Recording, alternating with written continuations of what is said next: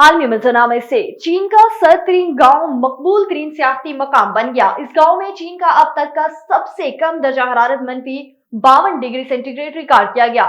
خون جما دینے والا گاؤں ایک اب پھلتا پھولتا سیاحتی مقام بن گیا۔ مزید تفصیلات جانتے ہیں بیجنگ سے شاہد افراز خان کی اس رپورٹ میں۔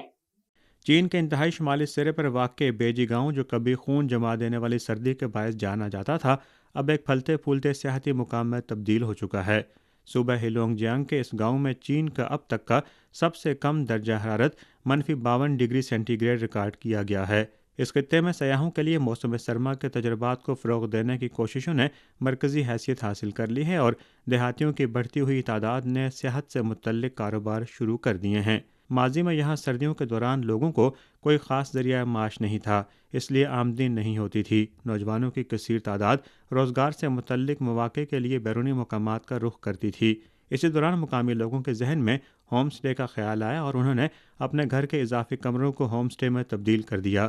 یوں چین کے سر ترین گاؤں نے معاشی ترقی کا ایک نیا سفر شروع کیا، جو آج مقامی لوگوں کی آمدنی کا بڑا ذریعہ بن چکا ہے۔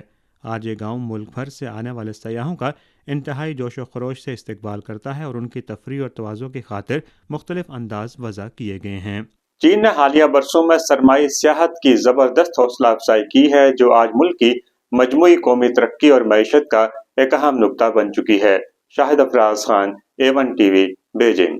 اور غزہ میں جنگ بندی معاہدے کے مطابق حماس آج 3 یرغمالیوں کو رہا کرے گا۔ حماس کے 3 یرغمالیوں کو رہا کرنے کے بدلے میں اسرائیل 369 فلسطینی قیدیوں کو آزاد کرے گا۔ یرغمالیوں میں امریکی نیاد اسرائیلی ساجد ایکل، چین الیگزینڈر اور فافونوف اور یائر ہورن شامل ہیں۔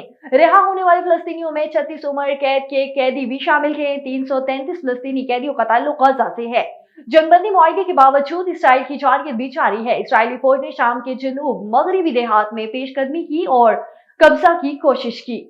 آگے بڑھیں، آپ کو بتائیں کہ سعودی عرب نے ڈونلڈ ٹرمپ اور ولادیمیر پوٹن کے درمیان ٹیلی فونک رابطے کو بڑی پیش رفت قرار دے دیا۔